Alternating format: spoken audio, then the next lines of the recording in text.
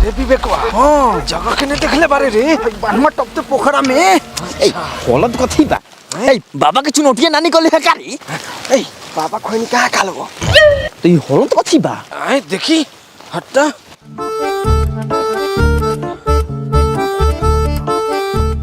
चुनौती नहीं खाई तो बाबा का जूजी हो ए दांते काट सिकुड़ जाई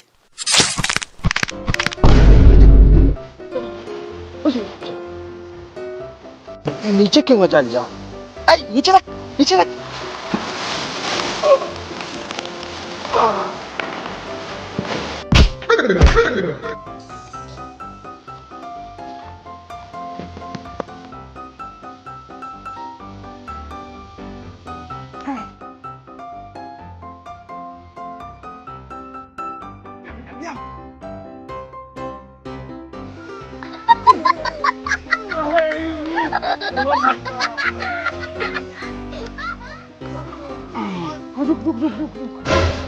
मान ले अगर बाबा के हमनी के हलावा तनी बात मालूम चल जाई तो हमनी के का होई रे बूढ़ माटी में हलाला के बाद कौन सरवा जिंदा रहले अगर मान ली बचियो जतवा तो ईश्वरऊ के एगो ऐसन दवाई खियले बानी कि इनकरा साथे रात के कथी भेल कुछ यादे ना रही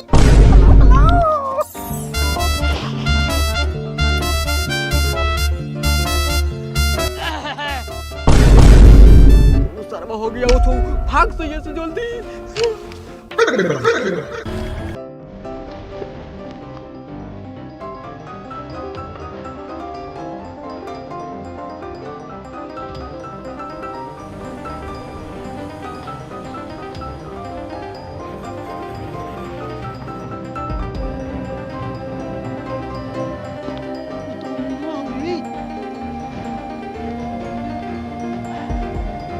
साला काही रहता रे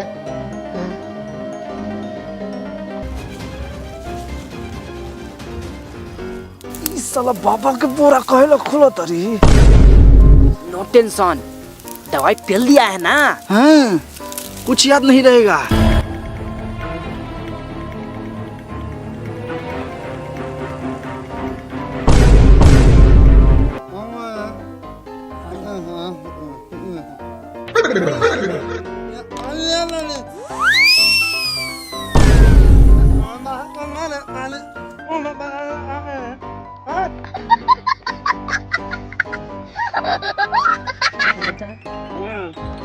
तू बरो टाइम में कैसे आगला हो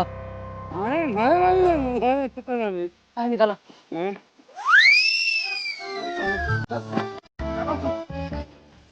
चल साथे चल ना तो घबरा जाई मामला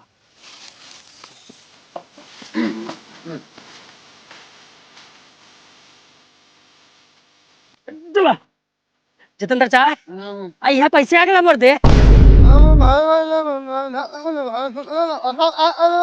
का बोलता हमरा समझ में नहीं खावत मर दे बता बूढ़ पुरानी आदमी के बोरा में धा देला कैसा कहो अमीन साहब बाबा के कहाँ से पिया के ले आओ तारा हम तोरा बाबा के लाड़ पर ला पियाई अपना पियला झाट नहीं के तोरा बाबा के पिला कौन तो बोरा में उन्हें धा देल होवे उठा के ले आवई तनी हाँ हेलो बेटा हाँ माई बाबा हमनी के ज्यादा ही देवे वाला हवा आई सुनो ना बाबा के सेवा करी हा सेवा लेके चल चलो चलो काती सके प्रेम रहल चलो चल हटा बाबा के हम ले जाम तो इन तो चाहबे ना करल कि बाबा ज्यादा दिन जियस हमनी तोर पता छोटी पतोया के बेटा देख अपना छोट भाई से सीख कुछ के सेवा करत हो देख तू जान हंचुत पटीदारी अब एकरा के सिखावे के पड़ी कि हमनी के कैसन पटीदार हैं साला चल ओ करा दा ए भाई हम ना करम काहे ला माथा खइले बारा भाई बाग मर कोनो तरी जा हमरा गर्लफ्रेंड से बतिया के बा तो हम का करी बतवा के बा हम ना करम भाई तू जा नहीं यहाँ से भैया रिचार्ज करो ए भाई तोनी के काहे ला हमर दिमाग खइले बारा हम कहत नहीं हमरा रिचार्ज में फायदा नहीं के तोनी के हमर दुकान चले देबा कि बंद कर दी अरे भाई तो डायरेक्ट पे फॉर यू इस्तेमाल करो ना जब तू रिचार्ज करबा नु तो 3.5% के कमीशन मिली रुका तोरा के हम एगो रेफरल कोड भेज तनी डाउनलोड करा अपन कमीनी बढ़ावा ई तू हमरा के काहे ला बताओ तारा एमे तोरा का फायदा बा अरे भाई तोरा तो 3.5% के कमीशन मिलबे करी, लेकिन जब जब तू रिचार्ज करब ओ से हमरा मिली 0.03% के कमीशन। आ तूहो दोसरा के रेफर करब तो तोहर कमीशन बढ़ते जाई, बढ़िया पैसा कमेब। अरे भाई जल्दी बताओ ई कौन सा ऐप बा? अरे भाई ई ऐप के नाम बा डायरेक्ट पे फॉर यू, और एक यूज कर बहुत आसान बा। तोरा के जो रेफरल कोड भेजनी है उससे तू डाउनलोड कर लिहा और लॉगिन कर लिहा, और ये 8 लैंग्वेज में अवेलेबल बा। एमे तू अपन नाम, पैन कार्ड, मोबाइल नंबर डाल के आसानी से वेरीफाई करके लॉगिन कर लिहा। अब हम तोरा के सिखावत नहीं कि एमे मनी ऐड करके रिचार्ज या बिल पेमेंट कैसे कर जाले। ई देखो यहाँ से तू रिपोर्ट में जाके अपन डिटेल समरी चेक कर सकत रहा कि तोरा कितना कमीशन मिलल बा। अरे भाई ई ऐप सेफ बानू? अगर हमरा कोनो दिक्कत होई तो हम कथी करम? अरे भाई डायरेक्ट पे फॉर यू एकदम सेफ एंड सिक्योर बा, और ये NPCI और BBPS के अकॉर्डिंग पूरा वेरीफाई बा। और अगर तोरा कोनो दिक्कत होई तो व्हाट्सएप चैट के थ्रू तू इनका से हेल्प ले सकत रह। अच्छा, अगर तोरा कोनो बिल पेमेंट करे के हो जैसे पानी, बिजली, गैस, तो यहाँ से तू आसानी से पे कर सकत रह। और जैसे ही तू एक रेफरल कोड दोसर दुकानदार के भेजबा तो तोरा मिली 3.5% के कमीशन, और उ दुकानदार दूसरा के मिली तो तोरा मिली 0.03% के कमीशन। अरे बहुत बहुत धन्यवाद भाई, हम बहुत टेंशन में आगे रहनी है। अब हम इहे ऐप के यूज करम। हाँ तो हमारे जल्दी रिचार्ज कर दा। ओ भाई हमरो रिचार्ज करना था, हमरो गर्लफ्रेंड से बतिया के बा। जरूर जरूर भाई, का टेंशन।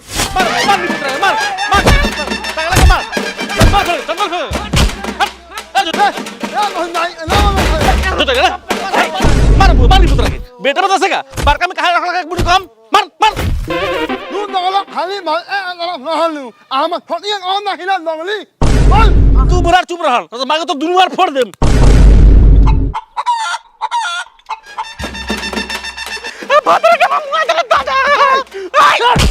बाबूजी देखो तनी बाबूजी सब कोई मिलके मारा था। बाबूजी हाला हिला मार हम भाई गेहूं बेचाई।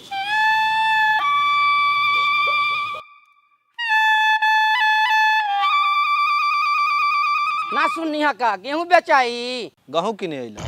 हाँ हाँ डायरेक्ट ठेला लेके गहूं के ढेर पर। हाँ हाँ हाँ। सुगोनी पुत्र के बेटा एक चाटी में गाड़ल कर दे हम ठेले चल गेहूं के ढेर में अदा चले बारो गेहूं तो बेचबे करी ठेला साइड में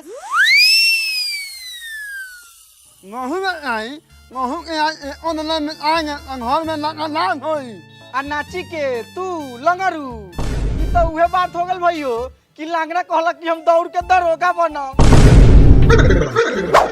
आधर चोदौ हमर बाप के लंगर लोत करत मार लात के हगाइए दे हम। हमर बाप कोनो सुख से लंगर लोत नइखन भेल। तो कैसे भेल बारन? हमरा नहीं के मालूम, मौसम में हमर जन्म में ना भेल रहे।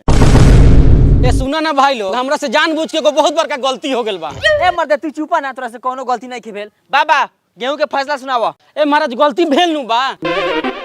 अरे हम कहत नहीं कि कोनो गलती नहीं के भेल, चुप रहा ना मर्दे। अरे महाराज गलती भइल बा, हम गेहूं खरीदे वाला ना, हम बैगन खरीदे वाला बानी। आय बैगन। हाँ अरे हम तो बैगने खरीदे जात रहनी है, बाकी पाना लालवा के बेटा हमरा के ढकेल देलक तो हम लाजे का कही, हम कह देनी गेहूं खरीदे वाला बानी। ना बहन चोदऊ गलती से आवा चाहे जानबूझ के, जब गेहूं के बीच में आयल बड़ा तो तोरा गेहूं खरीदे के पड़ी, चाहे फैसला करे में 2 दिन काहे ना लगे, यहाँ तोरा रुके के पड़ी।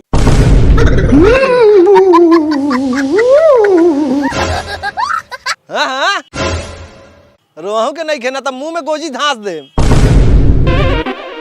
अच्छा कितना देर लगता है गेहूं बंटवारा करे में? अभी कौन ठीक ना है, अभी झाड़ा चलत है आ कहिया चलता है केहू नहीं जानत। जब पूरा झाड़ा ठीक हो जाई तब रो लेके दम गेहूं तो हम का करी? का करी इया रहू। हम ये तुम हम मालिक मारेंगे ए तुम फैसला हमारा मालिक हम मानी। आई नो अमीन मला आलिया हम यहाँ हमें ना मला मी होई नो। ए बाबा के टूटल झाटा उ सरवा काती कहता रे, कहता रन कि तोने दोनों गोरा जो अमीन के बुला ला बिहान नापी होई। या इन वेल बात दाई हमनी के जाता नहीं, तनका ध्यान रखिए बुढ़वा पर। तूनी जो ना हमर रतुवे गेहूं के दाना एगो कोनो इन्नो कली का।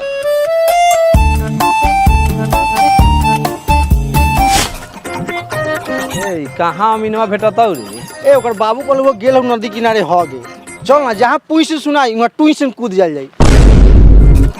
साले के सारा हगल निकाल दे, बहान चोट पैसा एडवांस ले ले बा आ जमीन के नापी ना करी आ चल जाई हग। एडवांस बुझावे करले पुई। अमीन साहेब ए के बा हो नहीं रहे ने हगा तनी मर दे। ए हमनी के आइल बानी जमीन ना पावे के ना रख। एने के कह दे लखावेला रौरे बाबूजी कहलन है कि उ नदी के किनारे हगे गेल बारन। अरे तो केहू औरो तो हगत होई जोरी बाकी हम ही हगम। ए रउआ अमीनाई ने हगी ले। हां हगल हगल के जानकारी बा हम नहीं लगे। पहले संडास में नु काम करत रही। हां निकलू जल्दी। रुकी हग लेवे दी बस हो गेल। चलो हो गेल। छटकाओ जल्दी। पैसा रेडी बानू। पैसा 2000 दिया ना रख एडवांस। ए काम समझाओ। देखी दहिना ओरी हमनी के जमीन पड़ेला एने काई दहिने चढ़ के नापे के बा। अरे समझो कि काम हो गेल खाली पैसा रेडी रखू ना मार। सुनी पहली 2000 रुपया और एक्स्ट्रा कम से कम 2 कड़ी हमनी में गिरे के चाहिए। गिर जाए बबुआ गिर जाता हूँ। काम होला के बाद 5000 रुपया और मिल जाई। चल चल।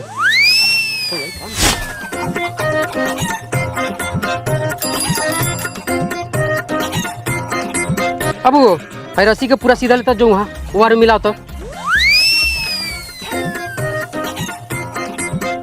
अबू भाई उन्हें कहा सीधा है ना बटे आम के एरिया। अब ए ना ओने आई थोड़ी मत होया ना ने हेलो ए कथि कहता रहनी। अरे अमीन साहब ई कहत रहन कि रसरी ओ माहे नहीं खेले जाके ओने छोटकी पतो जोतेला रसरी ए माहे लेके जाके बा। लेकिन नक्शा में तो दिखावा था हे माहे जाई। ना हम ओ नली महन ओ नहीं जाएगा ओ इना ना हैगा ना साले सब अमीने गाल महन नहीं ना ए अब कथि कहता रहनी। अरे ई कहत नक्शा एने जाओ चाहे ओने रसरी ए माहे जाए के चाहिए काहे कि ओने छोटकी पतो जोतेला या तो सबनी के मुंह में गोजी पेल दे। सुनो ना बाबा। हां तो ना सुनो ना बाबा एहुआ तो तोर इज्जत हम नहीं करी ले। अगर 1 इंच जमीन हम दोगली चचिया में घुस गेल तो समझ जाई लठियो घुस जाई। ना मैंने तोरा में सुन न बबू तैका कम उड़ भतीजा बारे वैसे बर्दाश्त कर ले बड़ी जब हमरा मुड़िया में केस रहे नु तो हमरा से बड़का कोनो रंगदारो ना रहे। चाचा तो फिर से रंगदार बन जा। रहल बात केस की तो हमरा पापा के झटवा में से रुपवा लो। हाँ ए सुन ना रे महिंद्रा के बेटा तनी कम दाची यार। हमर बाबू टकला बाटे तो हंस देले तोहर बाप कौन निमन हो। तोहर बाप 5 साल बाहर रहे तब तोहर जन्म भेलक। बाबू तनी पूछहु त केकर लइका आवई। माधर छोदौ एके लार में पेटे उसका दे हम 5 साल बाहर रहनी हमर लइका बा कि ना बा छोटकी पतोया के चक्कर में काहे बाबूजी लोथ हो गलन पूछ बाप से।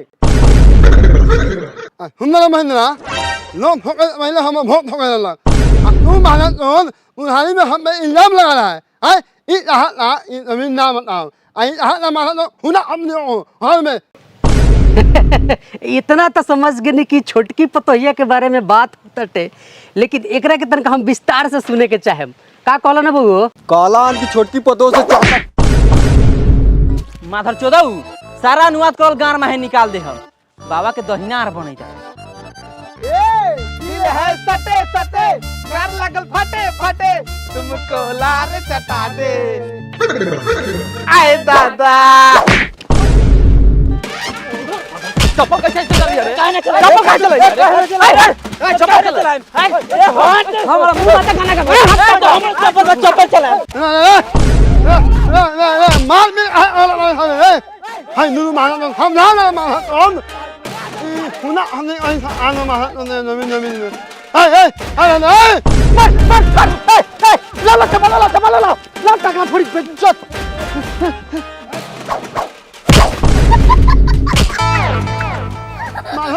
बाबा का मार खाली मार तोनी का नाली का लोग तोनी का दाई का लोग जमीन बना ले मालन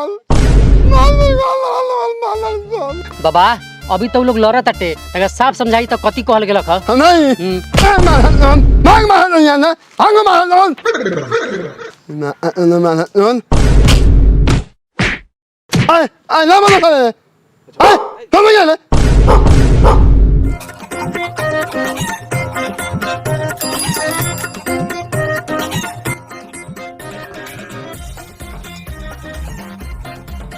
10 साल से बाहर में गार खसतानी तो हमर घर से करगट के अच्छा चाचा मैं बिल्ली में बिंड होता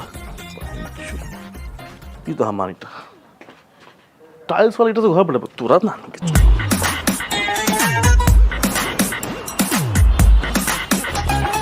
बाबूजी बाबूजी ये बाबूजी कहाँ रहा था पिछवाड़ा पानी का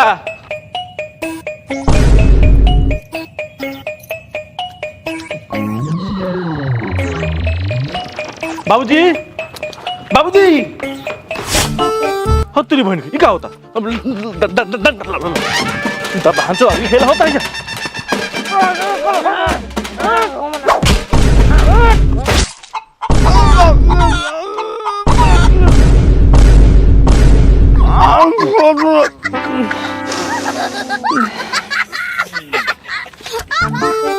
कहे के मतलब है कि गलत जगह बास लागल रहा लेकिन बाबा बिल्कुल ठीक बनल। एक बात बताओ हमारा गोर में गोर किला पटलक इहो बात बतिया हम पहले ही बताओ यहाँ का होगा बिना काम के लाठा लाठी जॉब से आवत नहीं उधर से हालत नहीं दिलक तुम ना समझ नहीं है हम कहीं गाँव में कहीं झगड़ा होता ही इस गाँव झगड़ा बदल भांच लेकिन देखिए भांच कि अपने घर में झगड़ा होता भाई भाई में कहा बिना कहा बताओ पहले।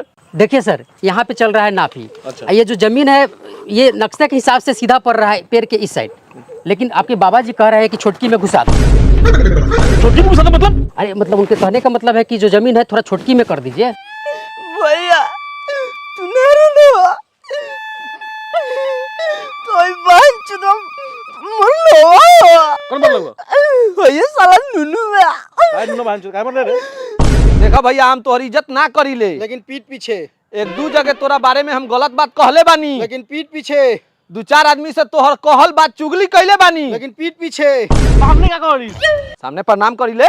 खुश रहो तोहर भाई छिनरी मौगी लखन रहता, अगर ई बात के तू विश्वास करके हमरा पर तू शक करबा तो तू दोगला बारा। पीठ पीछे ई पीठ पीछे नहीं खे, ई सामने बा। हाँ करे बोर भाई से बता ले ना ई माई के गोरिया लगा गंदा गंदा बाबा के लगा क्या तो मर रही गंदा लगा रही मार भांचो सके फेरी मारो वो कहिया लगा ना हमारे भाई को भैया भैया गलती होता है पापा हो ठंडा कोनो लाश गिरी। ए रुको, अरे का है अब नाफी कल होगा। काय कल होगा? अरे ये केसरिया का नक्शा लाना चाहिए था, साला हम साहिबगंज का नक्शा लेके चले आए हैं।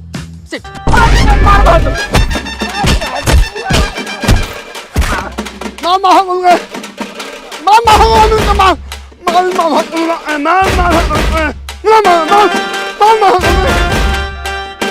संजीत भाई भाई लोग यहाँ बनी हेलो दोस्तों, तो वीडियो अच्छा लगा तो वीडियो को लाइक कर दो लोगन। हाँ साथ ही चैनल के सब्सक्राइब कर दो लोगन, काहे कि सब्सक्राइब करे के बहुत जरूरी बा। कुछ दिन बाद तोहनी के प्यार से 1 मिलियन होके वाला बा, जौन एकरा खातिर तोहनी के प्यार और ढेर सारा सने। और डायरेक्ट पे फॉर यू के डाउनलोड कर ला। तू इंडिविजुअल होगा चाहे रिटेलर, तोरा मिली 3.5% के कमीशन, और तू दूसरा के रेफर करबा तो तोरा मिली 0.03% के कमीशन। तो सोचत कथी बड़ा, लिंक डिस्क्रिप्शन में बा, डाउनलोड करा जा छापा पैसा लोगन डाउनलोड एकदम, और सब्सक्राइब कर दिया, बहुत जरूरी बा। 1 मिलियन